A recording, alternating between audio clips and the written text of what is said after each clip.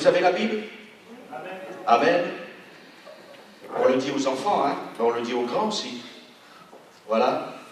Vous pouvez la voir sur votre téléphone portable, vous pouvez la voir sur une tablette, vous pouvez la voir sur un bon vieux livre.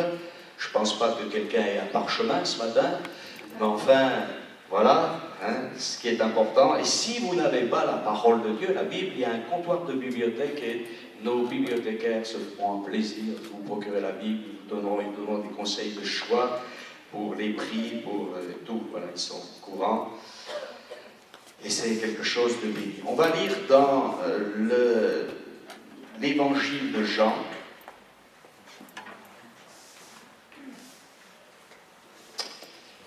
Et on va lire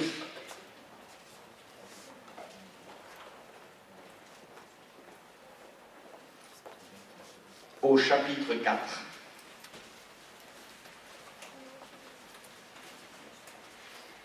Et au verset 20.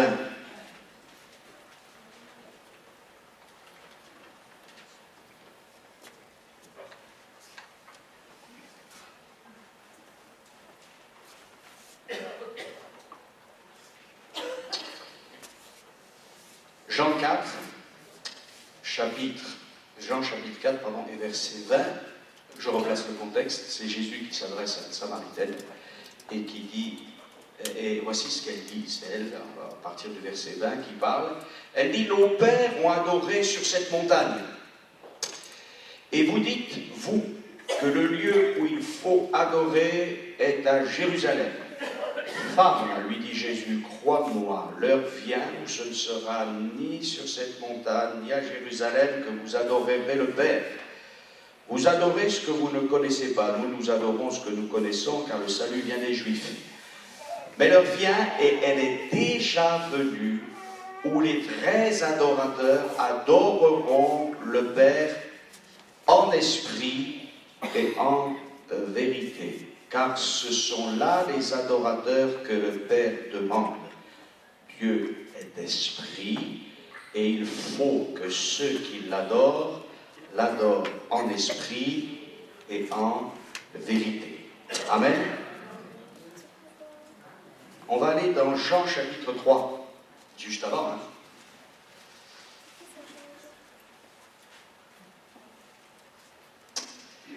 Et on va lire dans Jean 3, 5, c'est Jésus qui cette fois-ci parle à Nicodème. Alors c'est deux extrêmes, hein, parce que la Samaritaine, c'est une exclue du peuple de Dieu, elle est dans sa religion. Nicodème, c'est l'un des plus grands dignitaires du peuple juif de cette époque, puisqu'il fait partie du grand tribunal juif. Et c'est un homme instruit des choses de Dieu, mais Jésus lui dit... Jésus répondit en vérité, au verset 5, en vérité, je te le dis, si un homme n'est d'eau et d'esprit, il ne peut entrer dans le royaume de Dieu. Ce qui est né de la chair est chair, et ce qui est né de l'esprit est esprit. Ne t'étonne pas de ce que j'ai dit, il faut que vous naissiez de nouveau. Le vent souffle où il veut, et tu en entends le bruit, mais tu ne sais d'où il vient, ni où il va. Il en est ainsi de tout homme qui est né de l'Esprit. Amen. Nicodème lui dit, comment cela peut-il se faire?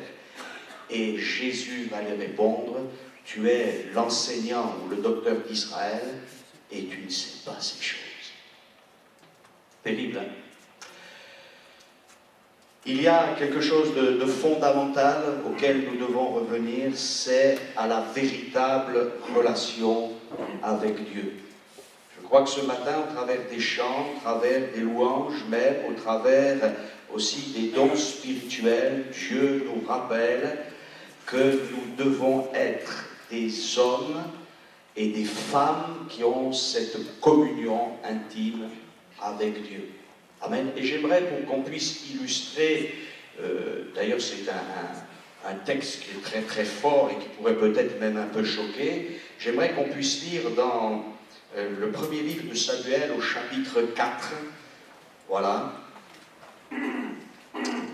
Et ce texte est un texte qui nous parle d'une très grande défaite d'Israël. Alors vous allez me dire, frère, on aurait préféré que vous nous parliez de victoire.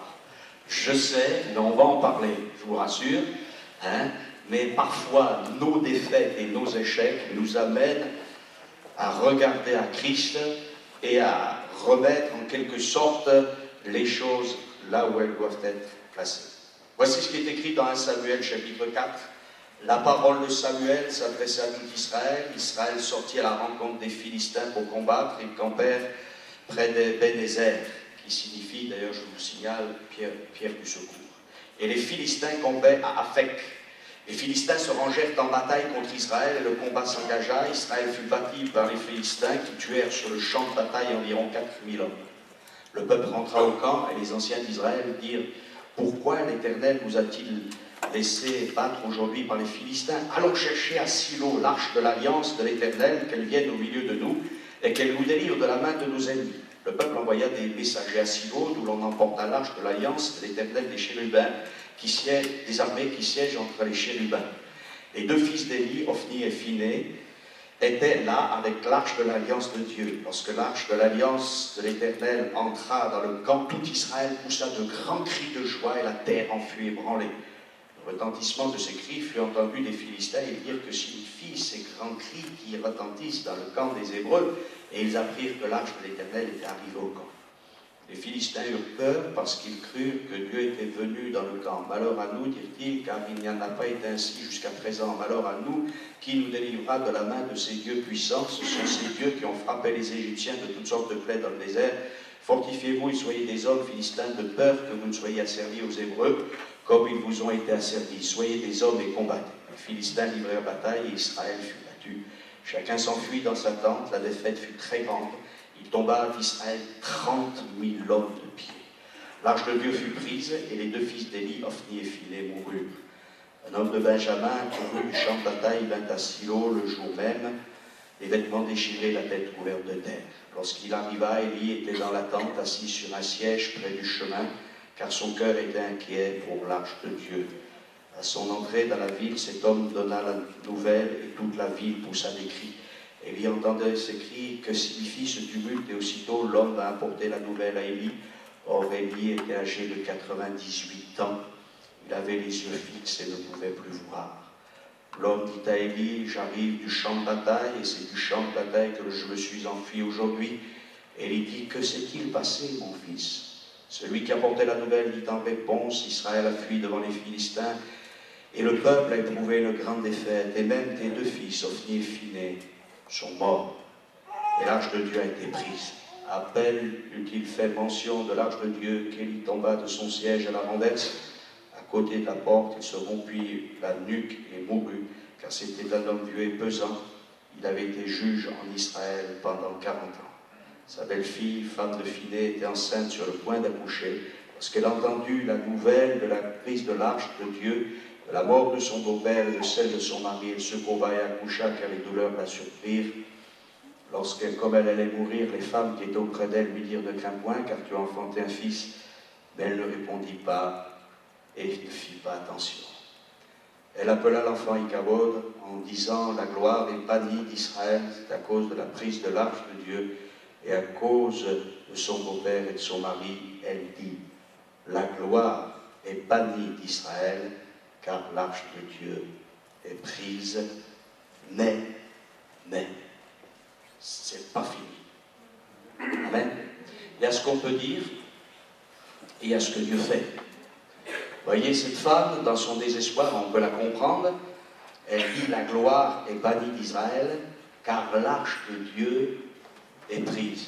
Quelque part, elle a raison et aussi quelque part, elle a tort. Parce qu'il faut faire une distinction entre l'objet et Dieu lui-même. Et cet objet magnifique qu'est l'arche, nous y reviendrons, n'est pas en lui-même Dieu. Il ne fait que le représenter. Et cette période de Samuel, du début de la vie de Samuel et de la fin d'Élie, le sacrificateur, ne confondons pas, c'était Élie du temps de Samuel avec le prophète Élie qui viendra des années et des années plus tard, et qui sera aussi un prophète remarquable. Cet homme, Élie, est un sacrificateur, un souverain sacrificateur. Il est très âgé, il a été juge pendant 40 ans, nous dit l'Écriture, c'est-à-dire qu'il dirigeait Israël. À l'âge de 58 ans, il a pris ses fonctions. Vous imaginez? À l'âge de 58 ans et pendant 40 ans, il a été en quelque sorte le porte-parole de Dieu pour Israël, mais dans des temps fâcheux. Je pense qu'aujourd'hui, nous sommes dans des temps fâcheux. À moins d'être vraiment hyper optimiste et même un peu naïf, j'oserais dire même manquant de bon sens, nous sommes dans des temps fâcheux. Et juste avant le livre du prophète Samuel, l'Écriture nous dit qu'il n'y avait pas de roi en Israël et que chacun faisait ce qui lui semblait bon. En fait, il y avait un roi en Israël, mais ce roi-là n'était pas écouté. D'ailleurs, plus tard, ils voudront un roi terrestre, sortant du milieu d'eux. Et Dieu avait tout prévu pour que, effectivement, il y ait des rois comme les autres nations. Mais en fait, il y avait un roi. Ce roi-là était invisible. Il avait donné une loi, il avait donné des conseils, il avait fait éclater sa gloire en faisant sortir ce peuple d'Égypte. Mais la relation entre ce roi et Israël avait été rompue par la plupart des Israélites. Non pas par tous, et heureusement. Vous savez que tout au long de l'Écriture, nous trouvons des hommes et des femmes fidèles. Amen. Et mon vœu, en vous annonçant le message de l'Évangile encore ce matin, c'est que nous puissions, les uns comme les autres, rester des hommes et des femmes fidèles. Amen. Et si quelques-uns d'entre nous ne sommes pas fidèles ou nous ne sommes plus fidèles selon l'Écriture et non pas selon les critères des hommes, que nous puissions le redevenir. Amen. La Bible nous dit que, et je reviens un petit peu avant cette défaite terrible d'Israël, la Bible nous dit que eh bien, chacun faisait ce qui lui semblait bon, et les fils d'Élie qui sont nommés, là, Ophni et Phiné, étaient des gens débauchés, étaient des gens corrompus. Ils étaient là au milieu du peuple de Dieu et ils ne suivaient pas les traces de leur vieux père. Ils étaient déjà, semble-t-il, relativement âgés, puisque même si le père avait 98 ans, la Bible ne dit pas l'âge qu'ils avaient, mais ils avaient pris en main en quelque sorte une partie du sacerdoce, mais ils avaient désobéi à la loi de Dieu. Effectivement, dans cette ville de Silo, dans cet endroit où il y avait le tabernacle, encore ce qui en restait du moins, et l'arche de l'Éternel, eh bien, tout semblait fonctionner comme au jour d'autrefois, comme au commencement. Mais nous savons que la parole de l'Éternel était rare à ce moment-là. Et je crois que c'est une leçon pour nous.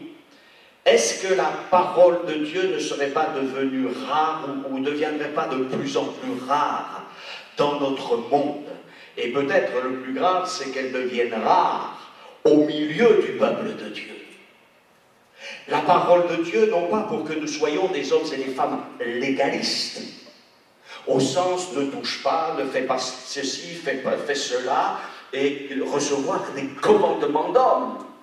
Ou alors cette parole qui serait éventuellement diffusée sur tous les médias, etc. Et on pourrait dire on a vendu tant de Bibles, on a prêché tant de fois, il y a des millions de programmes sur Internet. Non, mais de cette parole qui vient atteindre des cœurs. Pas simplement des paroles ou des mots qui seraient enregistrés dans notre boîte crânienne ou qui pourraient être une accumulation de savoir. Parce que ces hommes savaient, ces hommes connaissaient la loi de Dieu. Et les Israélites montaient encore dans ce lieu de Silo pour apporter des sacrifices. Les uns les apportaient avec un cœur pur, les autres les amenaient par principe. En tout cas, dans ce système-là, beaucoup d'hommes et de femmes étaient loin de Dieu. Et il y a un grand danger qui guette le peuple de Dieu, c'est le formalisme. Beaucoup de gens aujourd'hui cherchent une église. Beaucoup de gens cherchent aujourd'hui quelque chose qui leur correspond. On cherche quelque chose qui frappe le regard, qui touche les émotions. Mais ce que nous enseignent les Écritures, c'est le grand message de Christ, c'est quoi? Recevez mes paroles. Amen. Mais pas simplement les recevoir dans notre âme, dans notre intelligence et dans notre esprit, mais que ces paroles puissent produire un fruit.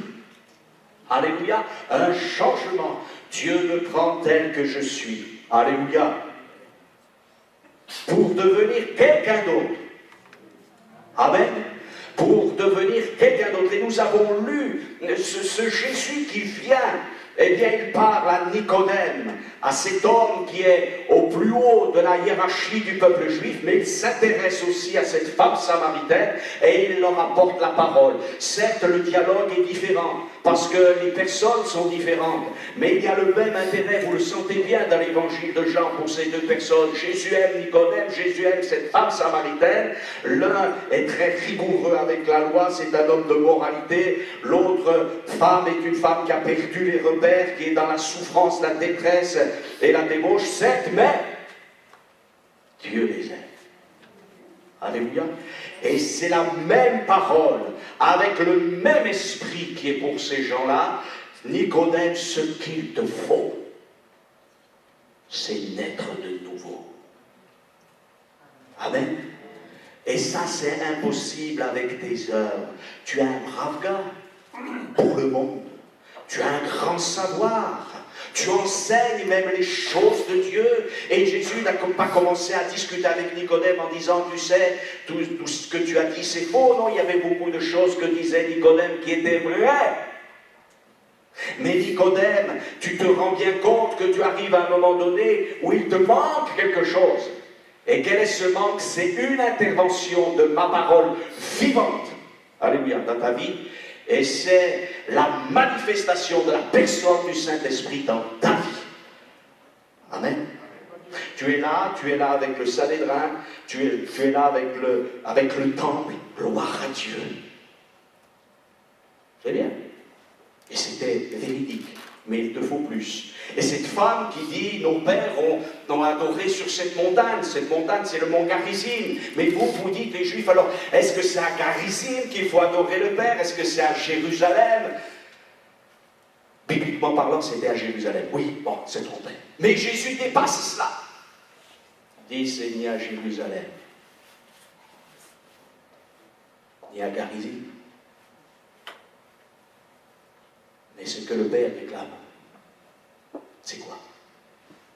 Des adorateurs.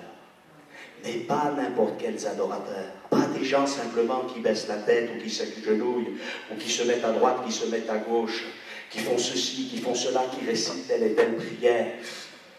Mais des hommes et des femmes qui ont rencontré Christ d'une manière personnelle. Amen. Et qui veulent être là dans son intimité. Et je vous fais remarquer que le diable fait tout. Mais tout. Pour qu'on ne puisse jamais, ou le moins possible, et le moins de minutes possible pour que nous soyons dans la présence du crucifié ressuscité. Ça, c'est l'œuvre de l'adversaire. Il cherche toujours à nous entraîner dans toutes sortes de choses, mais loin de la face de Dieu. Et l'art, l'un des aspects les plus tortus et pervers de l'adversaire, c'est de nous amener près de la religion de la vérité, près de la vérité, sans que nous en franchissions le pas pour être dans l'abondance de la vie de l'esprit.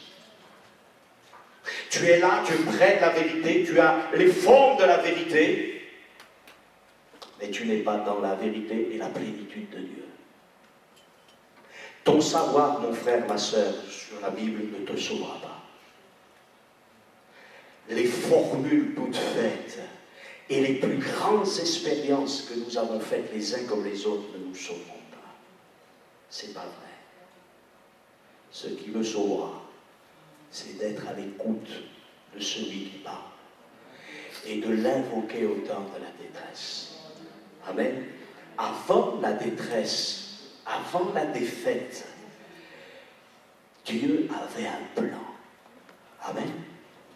Moi, j'admire le Seigneur parce que c'est dans les temps les plus terribles, dans les temps où son peuple même pêche, que déjà il prépare. À chaque fois, lorsque vous lisez les événements d'Israël, et pour nous c'est parlant, Dieu sait qu'il va y avoir une catastrophe, mais Dieu donne des hommes et même des femmes parfois pour avertir le peuple et pour leur donner encore de l'espérance. Quelle patience! Parce que nous, on n'est pas comme cela en général, hein? Non, on n'a pas de pouvoir. Mais là, Dieu a permis qu'il y ait une femme qui soit stérile, qui s'appelle Anne. Et Anne signifie grâce, supplication. Et cette femme qui est stérile, elle souffre parce qu'elle aimerait avoir un enfant, elle n'a pas d'enfant, et elle va aller à Silo, elle va aller dans la maison de Dieu, et là, alors elle prie le Seigneur, alléluia, elle est dans une souffrance extrême, amen, mais elle est en relation avec celui qui voit du haut des cieux, et elle va être exaucée. Amen. Et ce petit Samuel, qui semble pas grand-chose, va devenir non seulement sacrificateur, mais le grand prophète de Dieu, le dernier des juges. Amen. Et il est un des personnages bibliques qui a... Un des personnages, hein, pas le seul, qui a évité la faillite totale d'Israël. Il y a eu Moïse, il y a eu Samuel, il y a eu d'autres, mais qui ont permis au peuple de Dieu de revenir et à un peuple, alléluia, de continuer avec les promesses de Dieu, au-delà de tout ce qui peut être pensé ou imaginé. Alors les enfants d'Israël, nous dit l'Écriture, Élie était un homme de Dieu, mais le problème d'Élie, c'est que c'était un faible. Voyez? Et je crois que Dieu veut que nous soyons forts. Et ça nous est rappelé par l'Écriture, le péché, c'est le péché. Et c'est le péché qui détruit tout. Et c'est le péché qui nous amène à la défaite. Alors bien sûr, on peut essayer de s'arranger avec le péché en se disant non, le péché n'existe pas, puis Dieu est un Dieu bon, Dieu est un Dieu de grâce, il aime tout le monde et tout le monde sera sauvé. Non, mais non, tout le monde ne sera pas sauvé. J'ai besoin de demander pardon pour mes péchés, j'ai besoin de revenir à Dieu, alléluia. Et Dieu n'attend que cela parce qu'il veut nous serrer dans ses bras de grâce et nous faire grâce. Alléluia, il ne vient pas avec nous avec des coups de bâton. Il y a des gens, et je le sais, c'est ici, il y en a qui veulent se purifier eux-mêmes. Chers amis, mes frères et sœurs, vous n'y arriverez jamais, vous êtes sur le chemin de Satan. Je le dis clairement. Le seul qui puisse nous purifier, c'est Jésus, et uniquement avec un sang particulier, le sien. Amen. Le sang de Jésus, son Fils, nous purifie de tout péché. Amen. Et la délivrance, elle n'est pas dans un formalisme religieux, mais elle est dans l'œuvre parfaite de Christ, par la puissance de son esprit. Amen. Vous savez, on dit quelque chose qui est en partie vrai, chassez le naturel et il reviendra au galop. Et quelque part, c'est vrai. Et un philosophe, c'est Pascal qui l'a dit, qui veut faire l'ange fait la bête. C'est-à-dire que si nous voulons, avec nos propres forces, nos propres capacités, nous changer, nous transformer, évoluer, jusqu'à ce qu'on puisse dire, Seigneur, tu vois, je ne suis pas si mal que cela, alors maintenant tu peux me bénir, on n'y arrivera jamais. Et par contre, si on dit, Seigneur, tu sais parfaitement ce que je suis, et moi j'ai envie de changer avec ta grâce, alors là, ça va marcher. Amen. Parce que c'est lui qui va agir en moi, c'est lui qui va agir pour moi, et c'est lui qui va agir au travers de moi. Amen.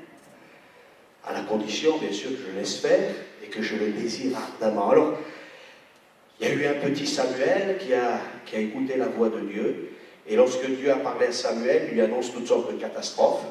Il dit, voilà, tu vois, le sacerdoce d'Élie, là, c'est fini. J'y mets fin. C'est terrible. Mais c'est pas fini. C'est pas parce qu'il y a des hommes qui s'arrêtent sur le chemin que Dieu s'arrête dans son plan de salut. Amen. Heureusement, hein. Sinon personne serait perdu. Et il y a des moments où Dieu a arrêté avec certains, mais il a continué avec d'autres. Amen. Il a arrêté avec la famille d'Élie, mais il a continué avec Samuel. Et quand ça n'a pas marché avec Samuel, parce que les fils de Samuel ne l'ont pas suivi non plus, il a arrêté. Vous savez, des gens qui pensent qu'il suffit d'être... peut-être, on n'est pas chrétien de père en fils, comme ça, naturellement. On devient chrétien. Merci Seigneur pour les générations qui succèdent et où il y a la fidélité de Dieu, je le crois. J'en suis témoin et j'en suis héritier. Mais ce n'est pas suffisant, il faut se convertir. Et se donner à Dieu, ce n'est pas parce que j'ai fréquenté l'école du dimanche et que je trouve que l'église est sympathique que je me tourne vers Dieu. Sinon, de toute manière, tôt ou tard, eh bien, je vais décrocher sérieusement. Non, il faut une véritable expérience. Si un homme ne naît de nouveau, il ne peut voir le royaume de Dieu. Et on peut être dans le formalisme. Et les fils d'Élie se disaient, c'est un bon emploi d'être sacrificateur. Non? Il y a des gens qui disent, c'est pas mal d'être chrétien. Voilà, quand même, petite assurance pour la vie éternelle. Voilà, les gens sont sympathiques. Il y a des gens qui ne parlent pas grossièrement dans l'église, quoique, il faudrait peut-être éviter, d'ailleurs, ça aussi, des fois. Voilà, et il y a des gens sympathiques, on peut prier, voilà. C'est pas ça, l'évangile. Si c'est ça, l'évangile, il faut tout de suite arrêter. L'évangile, c'est la communion avec Dieu, avec des hommes aussi des femmes, qui ont rencontré le même Dieu. Alléluia. Et qui veulent voir la gloire de Dieu. Mais c'est quoi la gloire de Dieu? C'est avant tout des âmes sauvées. Amen. Des gens guéris, transformés, baptisés du Saint-Esprit, qu'eux-mêmes deviennent des témoins de Jésus. C'est ça. Alors bien sûr, ce programme, maintenant, on pense qu'il a un peu dépassé. On se dit, oh là là, mais moi j'aimerais une église qui... Ah oui, il y a du cérémonial. Et quelque chose qui me fasse frissonner. Désolé, je ne vous fais peut-être pas frissonner ce matin.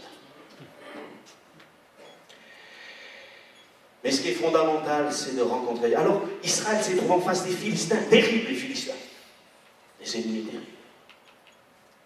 Des hommes de guerre qui maîtrisent la métallurgie.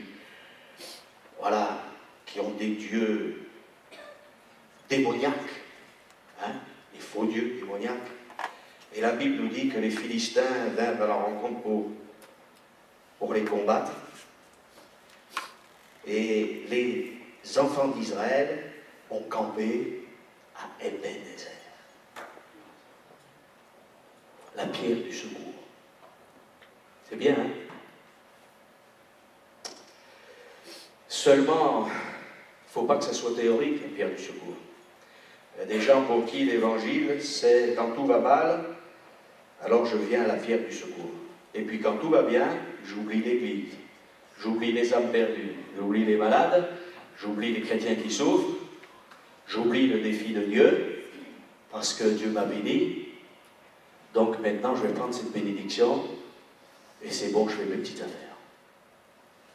Mais Dieu n'est pas d'accord avec ça. Alors les Ophni et Phiné, ils étaient bien, une bonne partie d'Israël qui disait, nous on fait ce qu'on veut. Les tribus disaient, nous on fait ce qu'on veut. Les gens disaient, on fait ce qu'on veut. Seulement Dieu a dit aussi, moi je fais ce que je veux. Parce que c'est toujours lui qui a le dernier mot. Et je disais tout à l'heure que parfois un échec, vous savez, ceux qui n'ont jamais connu l'échec, il y a des moments, il y a des gens, jusqu'à une période de leur vie, parce qu'un jour ça arrive l'échec, ou la déception, le découragement, ils n'ont pas d'échec. Alors ils pensent que ça va continuer comme ça. Mais un jour, l'épreuve arrive. L'échec peut-être. J'aurais pas pensé que. Et au travers de ces choses négatives, Dieu nous dit qu'il nous parle. Parce que Dieu nous parle tantôt d'une manière, mais aussi tantôt d'une autre. Et il ne nous parle pas pour nous détruire, mais pour nous faire grâce. Alors, Ebenezer, oui, le Seigneur, il m'aime, alléluia, gloire à Dieu, oui, d'accord, mais il t'aime avec un certain cœur. Et je crois que ce matin, on peut dire au Seigneur, nous t'aimons, Seigneur, mais on ne t'aime pas encore suffisamment. Et on veut que notre cœur soit purifié, soit transformé, changé. Ce n'est pas votre désir? Voilà, ça doit être votre désir. Seigneur, mieux qu'encore hier, je veux que toutes ces choses qui sont pesantes pour moi, qui me rendent malheureuse, soit chassé de la vie parce qu'Israël était malheureux. Alors ils ont commencé à combattre contre les Philistins et déjà les Philistins leur ont tué 4000 hommes. C'est terrible ça. 4000, vous vous rendez compte? Un grand village tout entier détruit. Et là, ils sont rentrés au camp et ils ont commencé à se poser une bonne question, seulement ils ne sont pas allés jusqu'au bout. Et vous voyez, il faut être honnête avec Dieu. Parfois, on se pose des questions. Pourquoi ça ne va pas? Il faut dire, Seigneur, moi, je veux la réponse, même si la réponse, elle me fait mal. Mais toi, je sais que tu vas me faire mal pour un temps, mais ensuite que tu te feras du bien pour l'éternité. C'est pas ça? Si, c'est ça, Dieu. Hein? Dieu peut me faire mal pendant un moment, mais il va me faire grâce pour toute l'éternité. Tandis que le diable peut me bénir un moment pour me détruire à toujours. C'est quand même totalement différent. Alors la Bible nous dit qu'ils sont rentrés au verset 3, ils ont dit, pourquoi l'Éternel nous a-t-il laissé battre aujourd'hui par les Philistins? Ça, c'était une bonne question.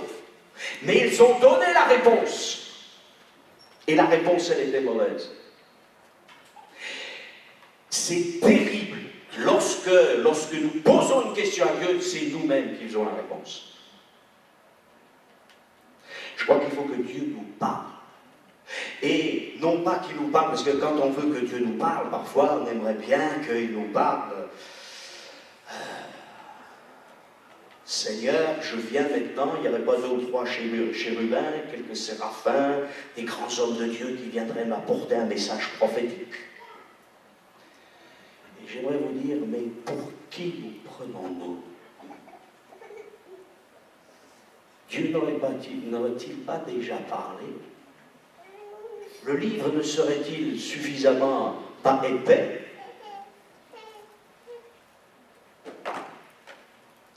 Parfois, au lieu de vouloir un message prophétique,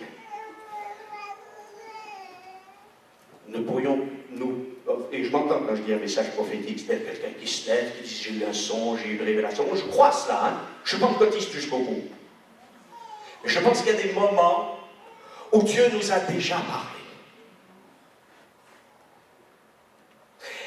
Et la Bible nous dit de revenir à la loi et au témoignage. C'est-à-dire de revenir à ça. Et là, déjà, Dieu va me parler. Ils auraient dû dire, mais comment ça se fait? On a été battus. Et que dit Dieu dans sa loi quand on est battu?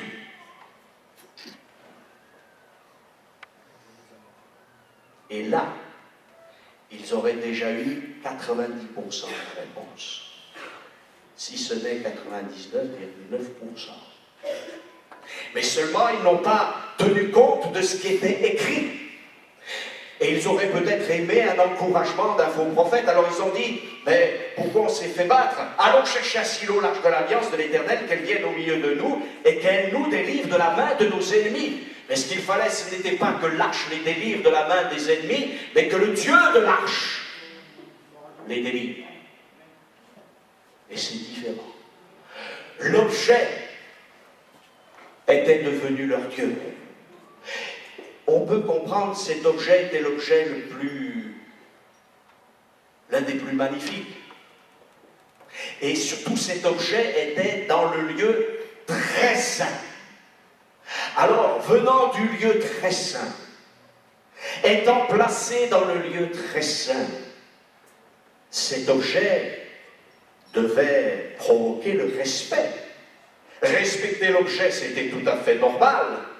Le vénérer et penser qu'il était presque magique pour intervenir en leur faveur, c'était une erreur. Cette arche représente Christ dans son humanité, dans sa divinité. Mais l'Écriture nous dit que cette arche, eh bien, c'était là que Dieu se rencontrait avec les sacrificateurs et avec Moïse. Dieu dit, lorsque Dieu demande à Moïse de construire l'arche, il dit, je me rencontrerai avec toi au-dessus des chérubins. En fait, cette arche qui représente Christ, c'est aussi le trône de Dieu. Vous voyez? Et ces Israélites ont pensé qu'il suffisait de l'objet et ils ont fait sortir l'objet de là où il devait être et rester d'ailleurs entre parenthèses. C'est vrai que lors de la rentrée en Canaan, l'arche de Dieu était passée devant eux. Et c'est vrai que ces ennemis qui étaient les leurs avaient été chassés. On connaît tout ce fameux passage de Josué au travers des eaux du Jourdain d'une manière miraculeuse. Mais Dieu n'avait jamais dit, lorsque vous serez avec les problèmes et les difficultés, sortez l'arche et vous battrez vos ennemis. Dieu avait dit, si vous obéissez à ma voix, alors un en poursuivra 1000. Non? Ils se sont trompés. Alors ils ont crié de joie, l'arche est là. Mon frère, ma soeur, n'aurais-tu pas une arche particulière qui ferait que ta vie est concentrée sur un objet plutôt que sur le Fils de Dieu lui-même? Est-ce que cet objet, ce ne serait pas ta vie personnelle? Mais Dieu appelle ça de l'égoïsme. Tu peux mettre de la dorure dessus. Mais ce n'est pas la présence de Dieu. Peut-être que c'est ton succès dans ton travail, et tu dis, oui, mais si je suis béni dans mon travail, je vais pouvoir témoigner, ça va être exceptionnel, là je vais gagner du terrain, ça va être formidable, ça va être pour la gloire de Dieu, et Dieu te dit, halte là. Que tu aies du succès dans ton travail ou que tu en aies moins, ce qui est important, c'est que je sois auprès de toi.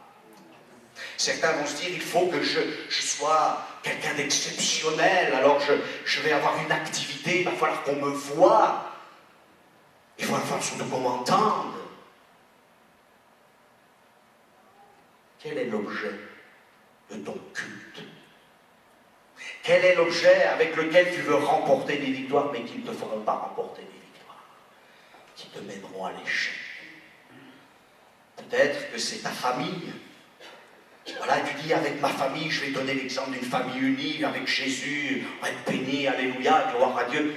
Et toutes ces choses, elles ont l'apparence de la piété. Mais elles renient ce qui en fait la force. Peut-être quelqu'un dit, moi c'est mon activité dans l'église, ou ceci, ou cela encore, le grand ministère, ou le petit ministère, ou le moyen ministère que Dieu m'a donné, je ne sais pas quoi. Mais moi je pense, et c'est la parole de Dieu qui le dit, c'est que Dieu cherche des adorateurs. Et on ne peut pas adorer. On ne peut pas adorer quelque chose. Ça, c'est impossible. Que ce soit une institution même divine, que ce soit un objet, que ce soit un animal encore moins, que ce soit quelque chose de matériel encore moins, on ne peut pas. Il faut que ce soit un sujet. Mais pas n'importe quel sujet. Un seul. Notre Dieu. La grande œuvre de Jésus, c'est de nous mettre en communion avec lui. Amen. Pas en communication. Bibliquement parlant, la communication divine n'a jamais été coupée. Prouvez-le moi par les Écritures. On n'a pas besoin de recommuniquer à nouveau avec Dieu. C'est Dieu, même après la chute, qui vient communiquer encore avec Adam. Et qui lui dit, Adam, où es-tu? Amen. Et je bénis le Seigneur pour que la communication n'ait pas été coupée. Amen. Des fois avec nos portables, ça coupe. On dit, ah, le réseau est coupé. Ou ça marche mal.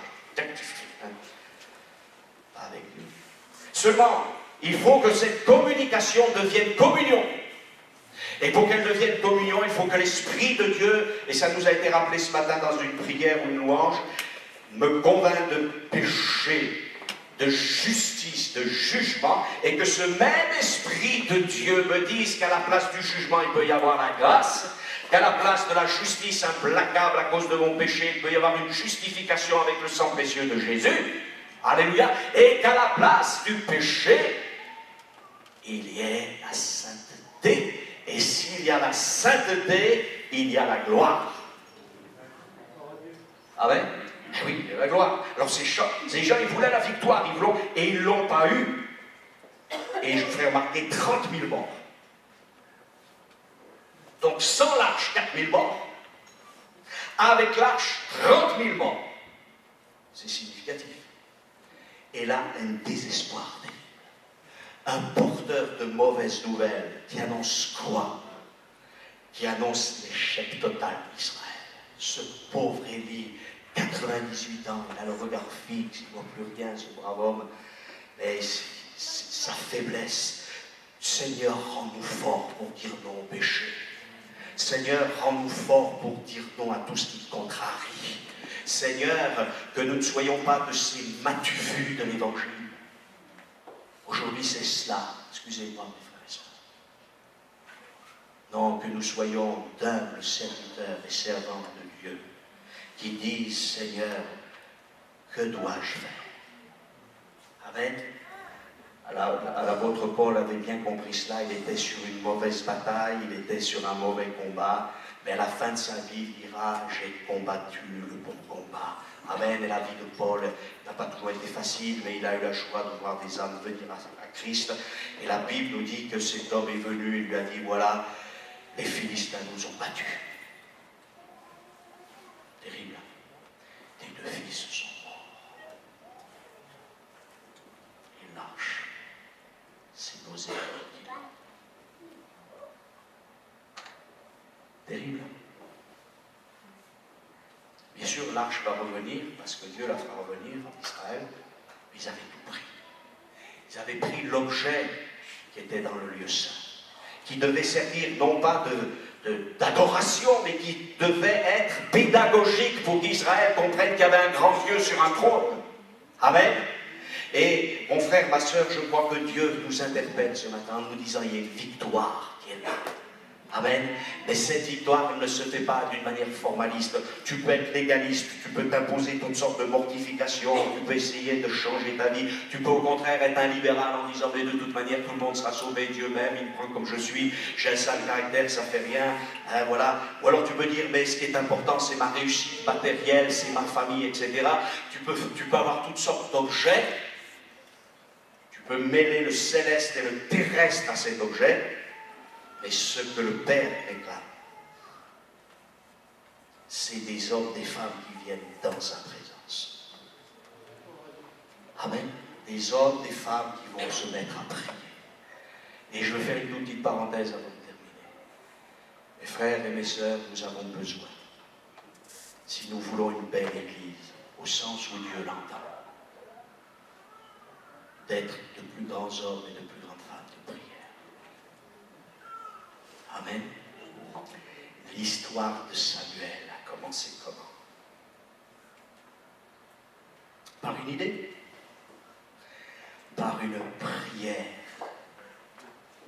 même faite à la souffrance, mais avec un homme de Dieu. Et qu'est-ce que signifie Samuel? Dieu entend. Dieu n'est pas sourd. Je crois qu'on a besoin de revenir dans notre champ, de fermer la porte et de dire Seigneur, je ne vais pas prier 2 minutes pour que tu me bénisses, mais je vais passer un peu plus de temps. Et je vais aussi faire une démarche pour aller aux réunions de prière de l'Église.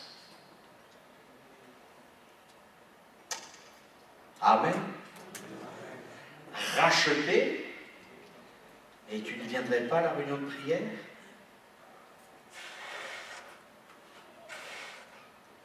Une église qui devra envisager plus de prières. Tout à l'heure, pour dire, j'ai oublié, il y a un temps de jeûne et prière, mais bon, j'ai oublié, hein. C'était sur le... Voilà. Et si vous ne pouvez pas venir là dans ce temps, on a un autre temps.